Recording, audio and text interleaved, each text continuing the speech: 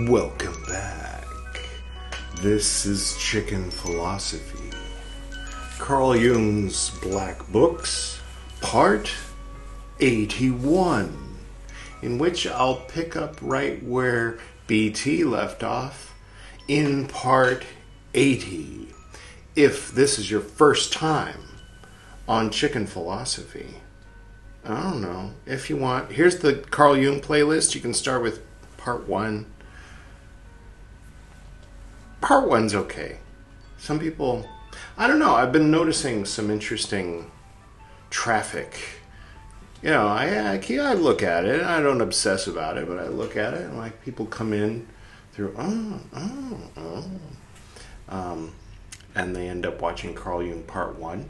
There's like 4 people just in the past few weeks that have tried to go to start at episode 1 and go all the way. And they seem to get derailed. Some of them get derailed in the 30s. A lot of them get derailed in the teens. Anyway, the point is, there it is. We're at 81. I think it's a perfectly acceptable habit or lifestyle or whatever to just watch the most recent thing. You know, they're all kind of unique. I tend to prefer the more recent ones. You know, I mean, just because I've been at it for a while and it's, you know, there's fewer wrinkles. Some wrinkles in my shirt maybe, but not in the production as much. All right. So, recent things. I think Edward mentioned it at the end of Meccan Revelation. That was all right. That was an all right episode, I think. But yeah, so this is 988, but that Meccan Revelation was 986. So you might be wondering, unless you saw the whole thing last time, where did 987 go? 987 went here. Padmasambhava Part 10. Don't click it. Don't click it. It'll be the end screen. And Mandrava. Those familiar with Padmasambhava enough to know the name of his 5 most prominent girlfriends. He didn't get married, and they weren't all at the same time. So he's kind of like a normal dude. I mean, these days, if you've had more than 5 girlfriends, you might be getting more action than Padmasambhava. You know what I mean? But like, they weren't all there at the same time in physical space. Anyway, Mandrava was his first recorded girlfriend, and she's pretty damn impressive herself. It's not like she met Padmasambhava and he turned her into something special. We haven't gotten to the part. I read for like almost an hour about Mandrava's early life, and I kept calling her Mandravi. Here's a picture. Let's just cycle through pictures of Mandrava while I'm talking about her. So, yeah, I won't tell you the story, but trigger warning for child brides and cannibalism. You know, it was the 8th century in Pakistan. You know, it was a different time. I mean, okay, so, you know, quinceañeras, where it's like the girl turns 15 and puts on her best dress and everybody in the town, the village comes to see. And it's a cute, like, folksy, traditional tradition. But everybody probably knows that it probably goes back to a time when people would be, you know, it'd end with her, like, leaving with her new husband or whatever, you know, or the wedding would come shortly after. These days, not as much. So that's just a few hundred years ago. But 1,200 years ago in Pakistan, apparently, well, and more than just that, because according to the story, I'll spoil this much. When she turned 13, the king of China, the king of, you know, Kashmir, the king of, all these different kings showed up, and they were like, yeah, she's leaving with me as my queen. So it was a different time. So, yeah, keeping that in mind, I think you'll enjoy it. The cannibalism is light. Just some light, weird cannibalism. But it's a good story. And, anyway, it'll be in the end screen. I recommend it. Pymander's, latest episode. So, all right. done with that. Now, today's beverage, sticking to the doing things a little different theme. I think I've had this before, but I don't know if I've had it on camera before. And so it's peppermint. I'm trying to cut down on the caffeine. Trying to cut down on the Nicotex and the caffeine. See if I can't get down below a 90 resting heart rate. You know what I'm saying? You know what I'm saying? I mean, that one time. It's not always like that. In fact, I measured it because I felt like it was a bit like, is this a bit much? And it was like, no, it's fine, but it's, a little much. So I'm like, okay, what are the things that I'm doing on a regular basis that might... Oh, okay, let's cut that. Let's cut it in half, cut that in half. Let's take seriously, it's like instead of reducing a little at a time over the course of a year, let's see what we can do in a week. You know what I'm saying? So you might notice that I'm not going to be drinking coffee every time, hopefully, going forward. So cheers. This is some peppermint tea. Yeah, very pepperminty. That bag has been in there an unnecessary number of minutes. And for the incense, I like that, there's certain ones. It seems like the green and blue has turned into opening with, driving around Goa. And then, but that's okay. That's a thing for the blue and green. Of course, for the yellow and black, like Frater BT's Carl Jung Part 80, there's all the tarot cards. And there's certain combinations of elements that have a certain thing to them. But when I get to read Carl Jung, I don't have to be Edward. I don't have to put on glasses and pretend to be all uptight. I don't have to be BT. I don't have to put on a Rose Cross Lawman and pretend not to be a reverend. Pretend to be reverend. I can take out the double negative, right? I can just be myself and read Carl Jung. It's a perfect fit. Yeah. All right. Anyway. Ooh. Lovely opening. This was closed off to the atmosphere until just now. And it's a lot of different flavors of incense. So, based on... maybe reading glasses at this point would help. Yeah. So, based on just the order in which that they're listed, I think there's 14. So, I'm going to take a D20, and we're going to let fate decide what incense I'm going to be burning. With the peppermint... So what's going to go with the peppermint? I don't know. Let's find out what we're going to be in for. But first, I've got 2 D20s. One that's gold and indigo, or blue, deep blue. Gold and royal blue, something. And one that's silver, basically. This is actual silver. It was a silly thing for me to buy at the Renaissance Fair that day. All right. So heads, meaning the Ashoka pillar. Right? And tails meaning where it says 2. It's a 2 rupee coin. Oh, the gold one is heads, the silver one is tails. Because we're going with traditional yin and yang, masculine and feminine, sun and moon. Because why not? And because we're reading Carl Jung and he seems to operate within these pre-established, taken for granted polarities that are a little sexist. And it's tails.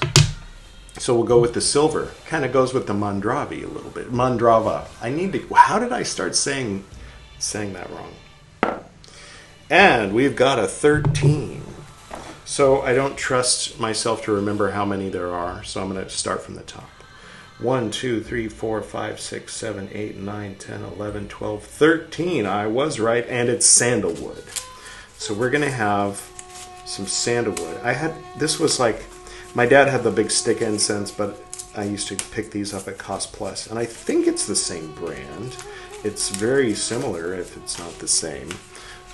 The idea of having these 3 teeny tiny little incenses inside of these little packets and having multiple flavors. So anyway, this is a very reminiscent of my childhood kind of experience. Yeah! Oh, cut that wood! Now I've got little pieces of wood from the bottom of the base of the part of the incense that sticks into the whatever. I mean, not whatever, but whatever the incense burner has in it, or whatever. Nice. Sandalwood. Well, let's just out of curiosity see what sandalwood and peppermint are like together.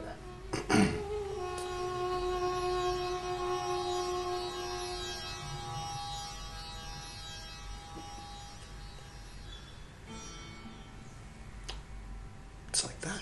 All right. Cool. Now that sets the very specific tone, and the rest of what the taste and the smell doesn't cover, the music will cover. Editor Edward, change it up. See how I can just make him do stuff. Picking up right where we left off last time. Off the top of my head, that's Mahakala, if you were wondering. Off the top of my head, I'm not sure what. Oh, okay. Now I kind of remember. Not really. February 8th, 1916. The Dead. Quote. Now that you have taught us about the world of the gods, the daemons, and the souls, teach us about men. End quote. Man is a gateway. Now remember, this is Carl actualized, like channeling his soul. He's no longer putting this in quotes. This is Carl teaching these wandering heretics who need teaching. Okay. Man is a gateway through which you pass from the outer world of gods, daemons, and souls into the inner world, out of the greater into the smaller world.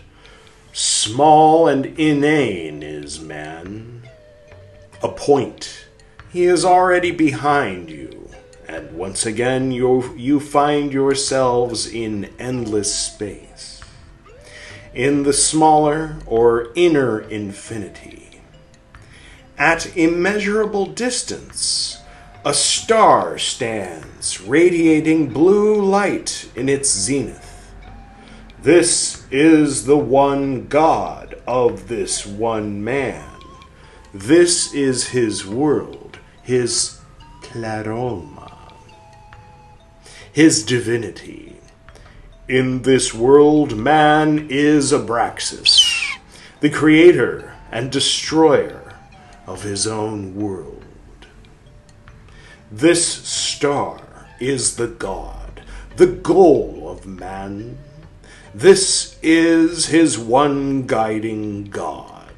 In him, man goes to his rest. Toward him goes the long journey of the soul after death. In him, everything that man withdraws from, the greater world, shines resplendently. To this one God, man shall pray. Prayer increases the light of the star. It throws a bridge across death. It prepares the life of the smaller world and assuages the hopeless desires of the greater. Your desire, okay, their desire for the greater world. It assuages them in their small world. Yeah. Does that make sense? Be cool in your microcosm. Don't worry too much about the macrocosm. Maybe, I don't know. I'll just keep reading. When the greater world turns cold, the star shines. Nothing stands between man and his one God, so long as man can turn away his eyes from the flaming spectacle of Abraxas. Man here, God there. Weakness, nothingness here. Eternally blessed creative power there. Here is nothing but darkness and clammy cold. Speak for yourself. There, total sun. And that's the end of his entry for that day. And then a little time goes by, specifically 9 days. February 16th, cross out 16th, 17th, maybe it's after midnight, 1916. Before Hercules incinerated himself and was placed among the gods, he became the child of Omphale. Am I pronouncing that correctly? Omphale. I'm going to assume so. That is what happened to him. So, my mother, you who stand in the higher circle and shroud me and protect me from the gods, I want to become your child. It's a weird pickup line, Carl. I want to re-enter the womb. Caesarean style. No! That's a different kind of one-night stand. May you accept my birth. May you renew me. That's a pretty good pickup line. No, not really. I need a new shallow, since I have recognized the terrible Abraxas and have drawn myself back from him. The cold grew, and my star blazed brighter. Yes, I do need the bond of childhood, sublime mother. Otherwise I cannot endure the childish and foolish hell of the human world. You gave birth to the terrible God. Release him. Accept me as your son. I am a man, a child that needs his mother. Take the human son instead of the God, and grant him your maternal help. Mother, she replies. This is a new character? Should I do the soul voice or some other voice? Mother, I cannot take you as a child unless you cleanse yourself first. So that's what the kids are calling it these days. Let's find out what she means. What is my impurity? Mother, commingling. Abstain from human suffering and joy. Remain secluded until abstinence is complete. Isn't that what the random guy told him? You are freed from the touch of man. Then I will accept you as my child. I thank you, mother. So be it. February 21st, 4 days later, 1916. What is the nature of this path? Between what waters and fires? Who is the traveler? Speak, shadow! A Turk? Whence the journey? Do you profess Islam? What are you announcing Mohammed for? Quote,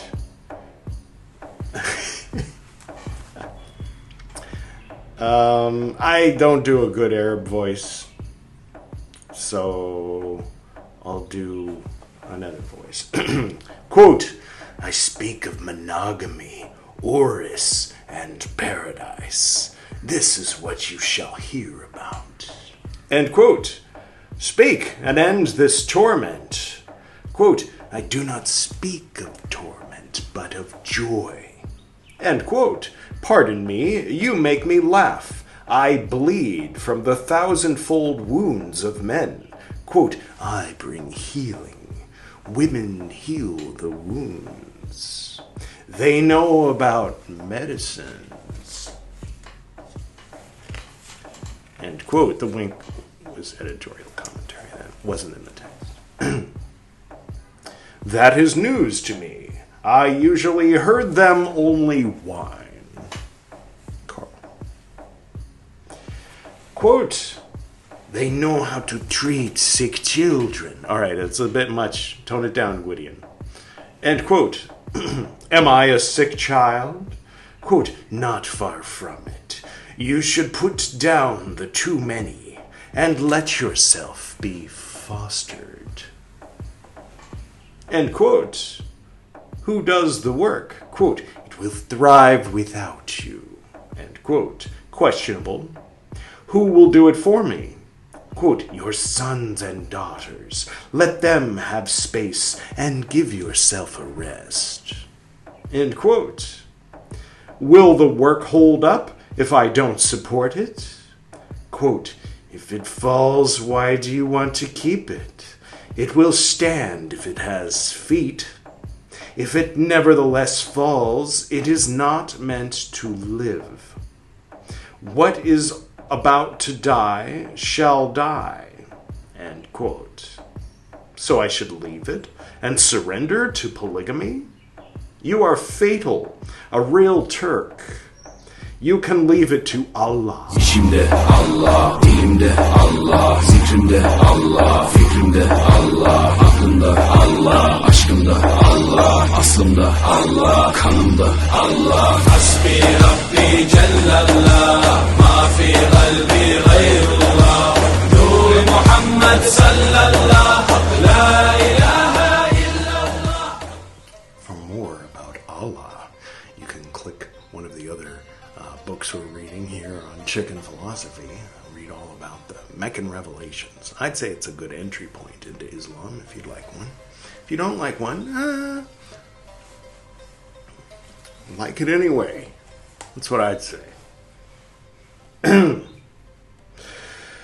Whether your house rots over, you leave it to Allah whether your house rots over your head. Okay. Quote, the human drive has been attracted. The honey has been set out.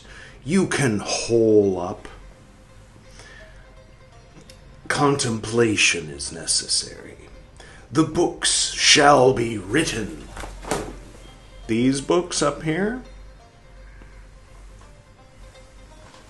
What about polygamy, Horus, and paradise? Editor Edward, there's this word Horus. I mean, it's not Horus, the falcon-headed god, Peru, but rather it's spelled like our is, Houris. Could you define it for me? Well, according to Google, a hori, horis presumably being plural, it says here it's plural, a hori, Houri, Houri, is a beautiful young woman, especially one of the virgin companions of the faithful in the Muslim paradise. Thank you. I should have known that. I know. It's just not as common of a word these days. My poor, poor kimono. I'm sorry. I'm using it, not just hanging it somewhere or leaving it in a box, so at least there's that. Just gotta stop going underneath with it underneath the armrest. That'd be nice. Where were we? Quote, many women amount to many books. Each woman is a book. Each book is a woman. The hori is a thought, and the thought is a hori. Houri. No W's involved, so it's not what it sounds like. The world of ideas is paradise, and paradise is the world of ideas. Tree of life, me. So you might say Malkut, the kingdom, is the physical universe as it actually is, not the shitty thing that people imagine and watch on the news. That's the tree of evil, the tree of death, the klipot beneath the tree of life, that have the potential to come up into Malkut and even beyond through you. Or through me, or through whatever, in our microcosm, but not in reality. God is still clean. Does it make sense? So anyway, the world that he's talking about, the paradise, that's ideas and all that, that's the purple one. It's called Yesod, the foundation. To get there, you just go through the astral plane and out the other side. There's your Kabbalah for the day. Where were we? Muhammad teaches that the Horus admit the believer into paradise. The Teutons said as much. End quote. Well, that's not the only thing that those blonde-haired, blue-eyed Germanics have in common with Muslims. Circa 1940s. A common hatred of a certain group of people was the other thing. Never mind. It's gallows humor. I'm sorry. Not really humor. To live your thoughts, more like compulsive speech or unwanted thought syndrome combined with the practice of speaking every thought that comes to my mind, where Edward does the opposite. He keeps his glasses on and goes, "Oh, I best not say that out loud." So, yeah. What was I saying? To live your thoughts goes against my taste and my moral responsibility. Quote, not too high. You are not far away from that. He really isn't. Do women want that? They also want their fate. Why don't you respect their way? They are also people whose dignity needs to be accepted. End quote. Carl, you should listen to the Turk in your mind rather than yourself when it comes to women. Just saying. I mean, so far, in that specific example. But they never know what they want. Oh, and you do? Quote, they only know what they must do. Of course, every man would like to pass his obligation to another and make them responsible. Both man and woman, in their respective ways, are governed by the law of Eros and the spirit. End quote. What a weird coincidence that the Turk who lives in Carl Jung's mind uses the same weird random terminology that Carl does. Stained glass, remember?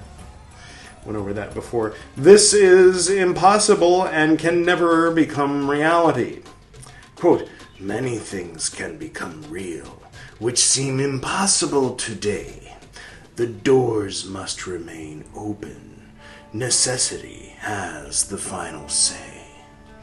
End quote.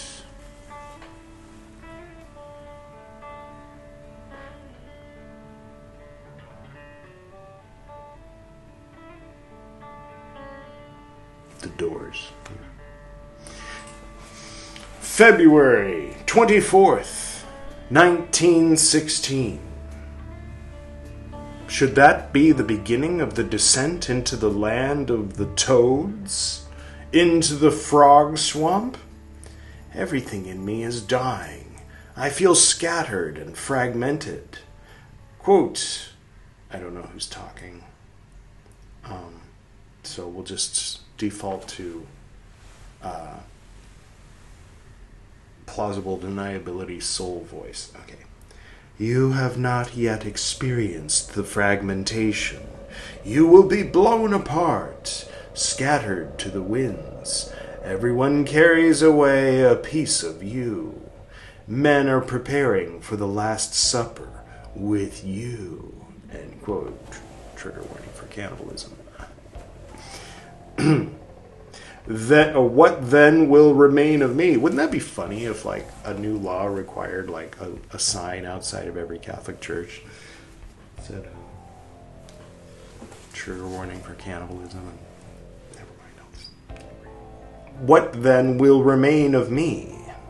Quote, nothing but your shadow. End quote. But where is my I? Quote, nowhere. You no longer are an I, but a river that pours forth over the lands. It seeks every valley and streams toward the depths, toward the sea. You're bristling at nothing. Can I live without an I? Quote, you are the fool and the door between two eternities, an open passage, a street walked upon. One walks on it with shoes and spits on it. End quote. That is true, Carl. I do walk upon you with shoes and spit on you.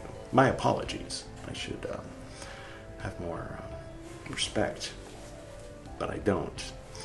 Anyway, it's not like one of those apologies like I repent and I won't do it anymore. It's more like sorry for this ongoing, unavoidable situation. Where is what is mine? Where is what I am doing? Quote, not visible. You steal it for yourself. End quote. Oh, mother. Oh, I should have been doing the high soul voice of the mother. Oh, mother, are you the, have you sent this cruel daemon? Oh, okay, I don't know who he's talking to. He's talking to someone he identifies as a cruel daemon, and he's asking his mother, did you send this thing I'm talking to? What the fuck? Now there's a little line. Oh, and that's the end of the entry. All right. So we'll do another entry. February 28th, 1916. You will hold the realm, the invisible, in trembling hands, in the hands of a child. It lowers its roots into the dismal abysses of the earth and sends up branches covered in leaves into the golden air. Animals live in its branches. Men camp in its shade.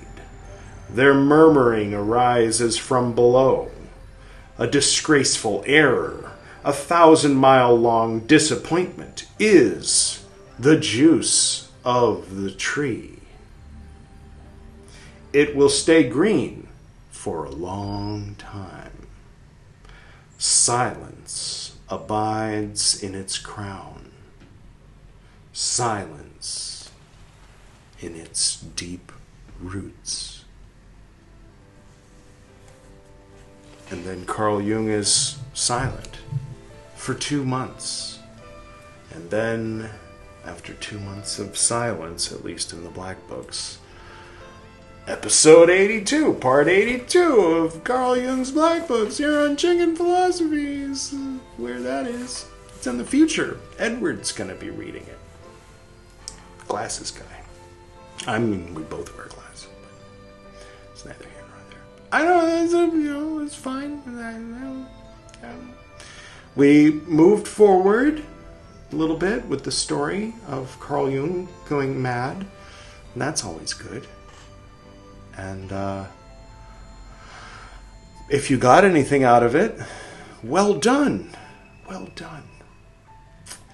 And, what I'll do is I'll put the Carl Jung playlist, if you want to, not necessarily start with episode 1, but just pick one and see if you want to keep hearing Carl Jung's Black Books in general. You can start at 1 if you want to, but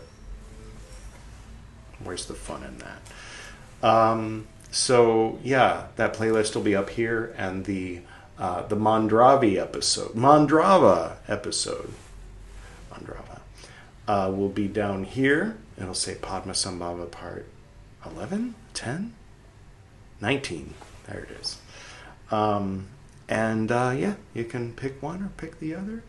I had a little bit of fun today. And I hope you did too. And that's it. That's it.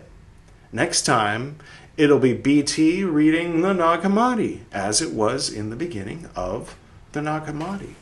That should be fun, non-ironically. Until then.